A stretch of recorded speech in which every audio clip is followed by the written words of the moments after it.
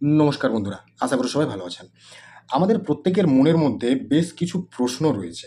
যেমন ১ নম্বর, মার্কেটের এই পতন কেন হচ্ছে? ২ নম্বর, আগামী দিন কি মার্কেট আরও বড় পতনের মুখ দেখতে চলেছে বা ক্র্যাশ হতে চলেছে? ৩ নম্বর, মার্কেট যদি ঘুরে দাঁড়ায় তাহলে কোন জায়গার থেকে ঘুরে দাঁড়াবে?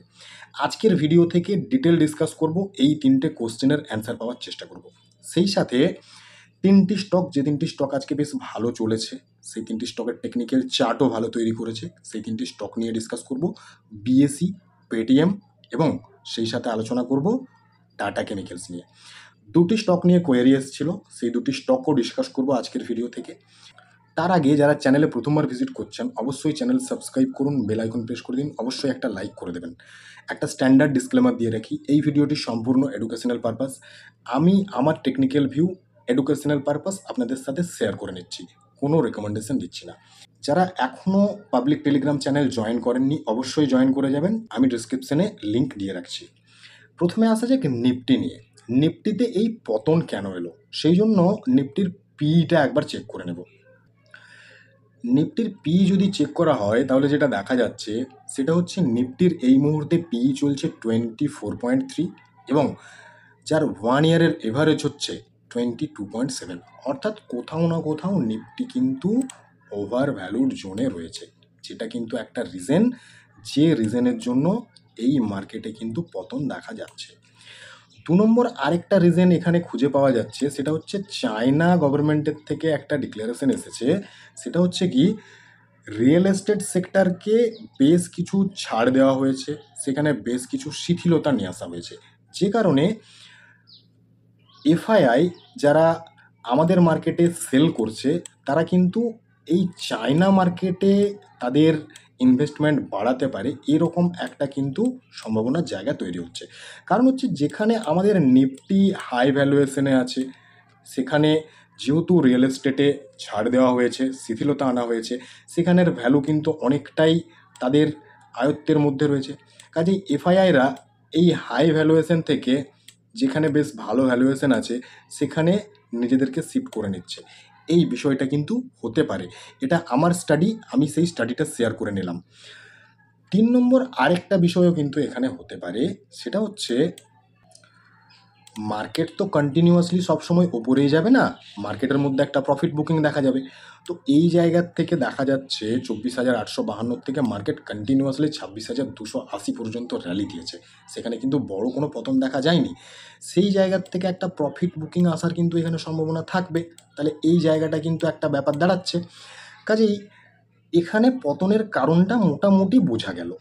এরপরে আসা যাক দ্বিতীয় যে প্রশ্নটা ছিল সেই প্রশ্ন নিয়ে, যে মার্কেট কি এখান থেকে বড় পতনের মুখ দেখাতে পারে বা ক্র্যাশ হতে পারে। সেটার জন্য প্রথমেই টেকনিক্যাল চার্ট দেখে বোঝার চেষ্টা করব। এখানে 25,864 একটা লেভেল, যে লেভেলটা একটা সাপোর্ট ছিল, সেটাকে গতকালকে ব্রেক ডাউন দিয়ে ফেলেছিল।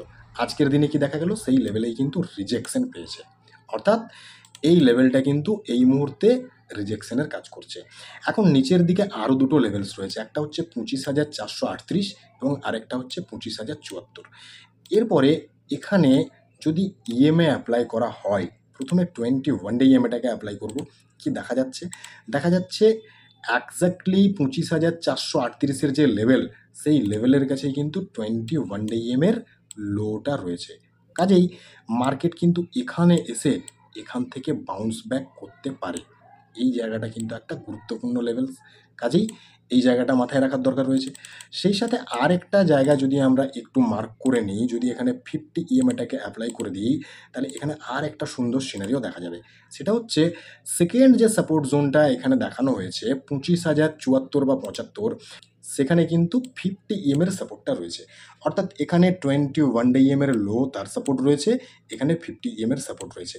তো এই দুটো সাপোর্ট জোনকে যতক্ষণ না ব্রেক ডাউন দিচ্ছে নিফটি, ততক্ষণ কিন্তু বলা যায় না যে মার্কেট ফিয়ারিস হয়ে গেছে বা মার্কেটে বড় পতন দেখাতে পারে, কারণ এই দুটো লেভেলস স্ট্রং সাপোর্টের কাজ করতে পারে এবং এই জায়গার থেকেই কিন্তু মার্কেটে বাউন্স ব্যাক দেখা যেতে পারে। কাজেই এখানে দ্বিতীয় প্রশ্নের উত্তর পাওয়া গেল, এবং তৃতীয় প্রশ্নের উত্তরও খানিকটা আমরা ওখান থেকে পেয়ে গেছি, যে মার্কেট কোথা থেকে বাউন্স ব্যাক করতে পারে। মার্কেট যে কোনো জায়গার থেকে বাউন্স ব্যাক করতে পারে, কিন্তু এই দুটো লেভেলস 25,438 এবং 25,075, এই দুটো লেভেলস কিন্তু নিফটির জন্য যথেষ্ট গুরুত্বপূর্ণ, কারণ এই দুটো লেভেলকে ব্রেকডাউন দিলে যেরকম মার্কেট বিয়ারিশ হয়ে যাবে, ঠিক তেমনই এই জায়গার থেকে কিন্তু মার্কেটের বাউন্স ব্যাক আসারও সম্ভাবনা রয়েছে। কাজেই এই লেভেলসগুলোকে কিন্তু এই মুহূর্তে ওয়াচে রাখা যেতে পারে।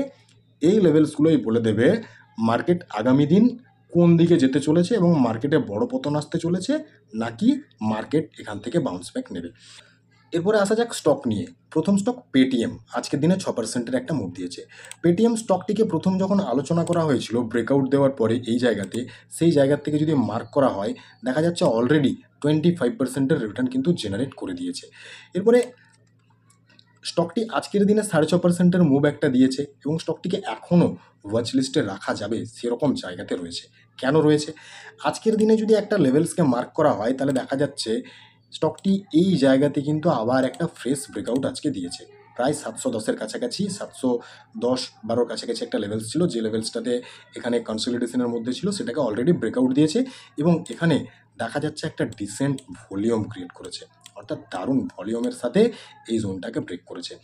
যেহেতু স্টকটি হায়ার হাই হায়ার লো বানাচ্ছে, তার লোগুলোকে উপরে শিফট করছে, হাইগুলোকে উপরে শিফট করছে, এখানে কিন্তু পোটেন্সিয়াল রয়েছে এখনও উপরে যেতে পারে এবং অলরেডি যদি হোল্ডিংসে থেকে থাকে সেক্ষেত্রে স্টপলসকে ট্রেল করে এখানে কিন্তু চিন্তাভাবনা রাখা যেতে পারে। এরপরে যেহেতু আজকে 6.5%-এর একটা মুভ দিয়েছে, এখানে দুটো বিষয় হতে পারে। এক, তার হাই যেটা আছে সেটাকে যদি ব্রেক করে আবার উপরে যেতে শুরু করে তাহলে এখানে বুলিশ মুভ দেখাতে যেতে পারে। আদারওয়াইজ আরেকটা বিষয় হতে পারে, এখানে একটা পুল ব্যাক দেখালো, তারপরে একটুক্ষণ কনসলিডেশন করলো, তারপরে আবার উপরে গেল। যদি এই দুটো সিনারিও দেখা যায় তাহলে কিন্তু এখানে ফার্দার আবার বুলিশ মুভ দেখা যেতে পারে। কাজেই পেটিএম এখনও ওয়াচ লিস্টে রাখা যেতে পারে। নেক্সট আসি এক্সাইড। এই স্টকটি নিয়ে একটি কোয়ারি ছিল। কোয়ারি থাকলেও স্টকটি কিন্তু বেশ ভালো একটা টেকনিক্যাল চার্ট তৈরি করেছে। কারণ হচ্ছে কি, যদি এই জায়গাটাকে মার্ক করে দেওয়া হয় তাহলে দেখা যাচ্ছে এই জায়গাটি কিন্তু স্টকটির একটি সময়ের রিজেকশন, যে জায়গাতে এর আগে দুবার অলরেডি রিজেকশন পেয়েছে। এখানে রিজেকশন পেয়েছিল, ব্রেকআউট দিল, সাস্টেন করলো না, ব্রেকডাউন দিয়ে দিল, তারপরে আবার এখানে চেষ্টা করলো, ব্রেকআউট দেওয়ার পারলো না, দেন এখানে আবার কিন্তু চেষ্টা করছে এই জোনটাকে ব্রেকআউট দেওয়ার। কাজে এখানে এই যে ব্রেকআউট দেওয়ার চেষ্টা করছে সেই জায়গাতে যদি ভলিউম দেখা হয়, এই পতনের সময় যে ভলিউমটা দেখা গিয়েছিল, অর্থাৎ যেখানে ভলিউম ডিক্রিজ হতে দেখা গিয়েছিল, লাস্ট 3 ডেজে কিন্তু দেখা যাচ্ছে এখানে ভলিউম ইনক্রিজ হচ্ছে, অর্থাৎ এই জোনটাকে কিন্তু যে কোনো সময় ব্রেকআউট দিতে পারে। এরপরে একদম সিম্পল একটা চিন্তাভাবনা এখানে রাখা যেতে পারে, এই 514 টাকার উপরে যদি একটা স্ট্রং গ্রিন কালারের ক্যান্ডেল এবং একটা ভালো ভলিউম ক্রিয়েট করে এটাকে ব্রেকআউট দিয়ে দেয় এবং স্টে করে যায়, তাহলে কিন্তু ফার্দার এখানে আরও ভালো একটা মুভমেন্ট আশা করা যেতে পারে এবং সেক্ষেত্রে মোটামুটি এই জোনটাকে টার্গেট রাখা যেতে পারে 584। কাজেই এক্সাইড ইন্ডাস্ট্রিজ কিন্তু এই মুহূর্তে টেকনিক্যালি ভালো জায়গাতে রয়েছে এবং এখানে যদি ইনস্ট্যান্ট এন্ট্রির কথা চিন্তাভাবনা করা হয় সেক্ষেত্রে 455-তে একটা এসএল কনসিডার করে সেটা চিন্তাভাবনা করা যেতে পারে, কিন্তু সেক্ষেত্রে এসএলটা যথেষ্ট বড় হয়ে যাচ্ছে। কাজে এখানে ব্রেকআউটের পরে যদি স্টে করে যায় সেই জোনটাই কিন্তু হবে সবচেয়ে বেটার জোন। নেক্সট স্টকে আসি বিএসসি লিমিটেড।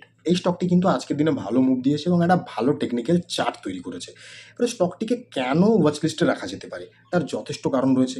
প্রথমত এখানে অলরেডি ড্র করা রয়েছে একটা জোন 3250, যেটাকে ব্রেকআউট দিয়েছিল এবং যখন ব্রেকআউট দিয়েছিল হিউজ ভলিউম ক্রিয়েট করে কিন্তু ব্রেকআউট দিয়েছিল। তারপরে এখানে প্রায় 4200 টাকার একটা হাই ক্রিয়েট করেছিল, সেখান থেকে একটা প্রফিট বুকিং আসে বা পুল ব্যাক দেখা যায়। দেন এখন কি দেখা যাচ্ছে, লাস্ট দুদিন যেখানে মার্কেট নেগেটিভ সেখানে কিন্তু বিএসসিতে বাউন্স ব্যাক দেখা যাচ্ছে, যেটা কিন্তু এই স্টকটির জন্য পজিটিভ। সেই সাথে যখন স্টকটির মধ্যে কারেকশন দেখা যাচ্ছিল তখন কিন্তু স্টকটির যে ভলিউম সেই ভলিউম কিন্তু ডিক্রিজ হচ্ছিল, এই জায়গাতে সেটা স্পষ্ট দেখা যাচ্ছে। কিন্তু যখন বাউন্স ব্যাক নিতে দেখা যাচ্ছে তখন দেখা যাচ্ছে কিন্তু ভলিউম ইনক্রিজ হচ্ছে, এটাও কিন্তু একটা পজিটিভ দিক। এবং সবার শেষে আরেকটা বিষয় যেটা এই স্টকটির জন্য পজিটিভ দেখাচ্ছে সেটা হচ্ছে 21 ডে ইএমএটাকে যখন অ্যাপ্লাই করে দেওয়া হচ্ছে, 21 ডে ইএমের যে হাই, সেই হাইতে কিন্তু সাপোর্ট নিয়েছে, এক্স্যাক্টলি হাইতেই সাপোর্ট নিয়েছে, সেখান থেকে বাউন্স ব্যাক দেখাচ্ছে। তো এতগুলো পজিটিভ দিক এখানে দেখা যাচ্ছে। এখন প্রশ্ন হচ্ছে স্টকটির মধ্যে তাহলে এন্ট্রির জায়গাটা কোথায় তৈরি হতে পারে। এখানে দুটো বিষয় ভাবা যেতে পারে। প্রথমত ইনস্ট্যান্ট এন্ট্রির কথা চিন্তাভাবনা করা যেতে পারে, সেক্ষেত্রে 3565 কাছাকাছি একটা এসএল কনসিডার করে ইনস্ট্যান্ট এন্ট্রির কথা চিন্তা ভাবনা করা যেতে পারে। আদারওয়াইজ একদম সিম্পল, এখন স্টকটিকে ওয়াচ লিস্টে রাখা যেতে পারে এবং যখন এই জোনটাকে ব্রেকআউট দিতে দেখা যাবে এবং স্টে করতে দেখা যাবে, তখন এর ওপরে এন্ট্রির ব্যাপারে চিন্তাভাবনা করা যেতে পারে। সেটা কত? মোটামুটি 4100 টাকার উপরে। তাহলে এই দুটো জায়গা কিন্তু এই মুহূর্তে দেখা যাচ্ছে। আচ্ছা, আমি কিন্তু কোনো রিকমেন্ডেশন দিচ্ছি না, আমি জাস্ট আমার টেকনিক্যাল ভিউ যেটা আছে সেটা আপনাদের সাথে শেয়ার করছি। নেক্সট স্টকে আসি ডিকসন টেকনোলজি। এই স্টকটি নিয়ে রিকোয়েস্ট এসেছিল একটা ডিসকাস করার জন্য। রিকোয়েস্ট আসলেও স্টকটি কিন্তু বেশ ভালো একটা টেকনিক্যাল চার্ট তৈরি করেছে এবং বেশ ভালো পজিশনে রয়েছে। অলরেডি ড্র করা রয়েছে, এখানে একটা জোন ড্র করা রয়েছে, যে জোনটাতে এর আগে স্টকটি রিজেকশন পেয়েছিল, যেটাকে এখানে ব্রেকআউট দেয় একটা ভালো গ্রিন কালারের ক্যান্ডেলে, এবং এই জায়গাতে দেখা যাচ্ছে একটা ভালো ভলিউম ক্রিয়েট করে সেটাকে ব্রেকআউট দিয়েছিল। দেন আরেকটা বিষয় এখানে দেখা যাচ্ছে 21 ডে EMA অলরেডি এখানে লাগানো রয়েছে, হাই এবং লো। 21 ডে EMA হাইতে কিন্তু দুবার সাপোর্ট নিয়েছে এবং আজকের দিনে একটা বাউন্স ব্যাক ক্যান্ডেলও কিন্তু এখানে দেখা গেছে। তো যেহেতু এখানে 21 ডে EMA সাপোর্টটা রয়েছে, এই জোনটাকেও ভালো রেসপেক্ট করছে, এখানে ব্রেক ডাউন দিচ্ছে না, এই স্টকটিতে কিন্তু একটা ভালো পজিটিভ দিক দেখা যাচ্ছে। সেক্ষেত্রে দুটো বিষয় ভাবা যেতে পারে। অলরেডি যদি হোল্ডিংসে থেকে থাকে সুইং ট্রেডিং পারপাস, সেক্ষেত্রে 13,368কে এসএল কনসিডার করে থাকা যেতে পারে। আদারওয়াইজ যদি নিউ এন্ট্রির ব্যাপারে চিন্তাভাবনা করা হয়, সেক্ষেত্রে এই 13,368 এসএল কনসিডার করে নিউ এন্ট্রির কথা ভাবা যেতে পারে এবং যখনই তার উপরের দিকের এই যে জোনটা রয়েছে, এই জোনটাকে ব্রেক করতে দেখা যাবে, তখন কিন্তু এখানে আরও ভালো একটা মুভ দেখা যেতে পারে। কাজেই ডিকসন টেকনোলজি কিন্তু বেশ ভালো একটা চার্ট তৈরি করে রেখেছে, অবশ্যই ওয়াচ লিস্টে রাখা যেতে পারে। নেক্সট স্টক এবং last stock tata chemicals limited. এই স্টকটি নিয়ে আলোচনা করার আগে যারা পাবলিক টেলিগ্রাম চ্যানেল জয়েন করেননি, অবশ্যই জয়েন করে যান, আমি সেখানে ম্যাক্সিমাম আপডেট দেওয়ার চেষ্টা করি। এই স্টকটিকে সিলেক্ট করার কিন্তু যথেষ্ট কারণ রয়েছে। প্রথমত, মার্কেট যেখানে নেগেটিভ, সেই নেগেটিভ মার্কেটে কিন্তু স্টকটি পজিটিভলি মুভ দিয়েছে এবং নিচের দিকে একটা জোন যেটা ড্র করলাম, যেখানে স্টকটি কিন্তু মাল্টিপল টাইমের সাপোর্ট নিয়েছে, অর্থাৎ একবার, দুবার, তিনবার, চারবার, পাঁচবার সাপোর্ট নিয়েছে। সেই সাথে উপরের দিকে যদি একটা ট্রেন্ড লাইন ড্র করি এই জায়গাটাতে, তাহলে দেখা যাচ্ছে শর্ট টার্মে কিন্তু এই ট্রেন্ড লাইনে 3বার রিজেকশন পেয়েছে স্টকটি, একবার, দুবার, তিনবার। ফাইনালি এই ট্রেন্ড লাইনকে কিন্তু ব্রেকআউট দিয়ে ফেলেছে এবং ব্রেকআউট দেওয়ার সাথে সাথে দুটো লেভেলস যেটা এই স্টকটির জন্য গুরুত্বপূর্ণ, প্রথমত হচ্ছে এই লেভেলসটা 1109, সেটাকে অলরেডি আজকের দিনে ব্রেক করে দিয়েছে, এবং সেকেন্ড একটা গুরুত্বপূর্ণ লেভেল, যে লেভেলটা হচ্ছে এই লেভেলটা 1133, যেটাকে টাচ করেছে, সেই জায়গাতেই ক্লোজিং দিয়েছে। এবারে যখন এখানে স্টকটি এই লেভেলসগুলোকে দেখাচ্ছে, সেই সময় ভলিউমটাকে যদি দেখা হয়, এখানে কিন্তু বেশ সুন্দর একটা ভলিউম ক্রিয়েট করেছে লাস্ট 3 দিন। এখানে যে হাই বানিয়েছিল, সেইখানে যে ভলিউমটা ছিল, তারপরের দুটো হাইয়ে কিন্তু সেই রকমের ভলিউম আমরা দেখিনি, কিন্তু এখানে যখন ব্রেকআউট করলো, এখানে কিন্তু ভালো ভলিউম ক্রিয়েট করলো, অর্থাৎ এখানে কোথাও না কোথাও কিন্তু স্টকটি আরও ওপরের দিকে যাওয়ার একটা চিন্তাভাবনা করছে। এরপরে যদি বাইংয়ের ব্যাপারে চিন্তাভাবনা করা হয়, সেক্ষেত্রে দুটো বিষয় মাথায় রাখা যেতে পারে। প্রথমত, এই 1133-এর ওপরে যদি স্টকটি আবার ধীরে ধীরে যেতে শুরু করে, সেক্ষেত্রে এখানে একটা বাইংয়ের পজিশন তৈরি হতে পারে।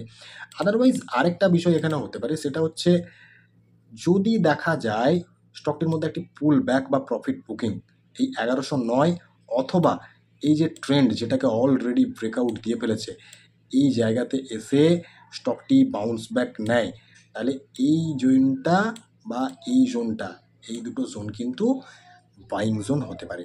কাজেই টাটা কেমিক্যালস লিমিটেড কিন্তু অবশ্যই ওয়াচ লিস্টে রাখা যেতে পারে। বাকি এই ভিডিও থেকে কোনো রকমের বাই, সেল বা হোল্ডের রেকমেন্ডেশন দেওয়া হচ্ছে না, অবশ্যই নিজের ফিনান্সিয়াল অ্যাডভাইজারের সাথে কথা বলে ডিসিশন নেবেন। ধন্যবাদ।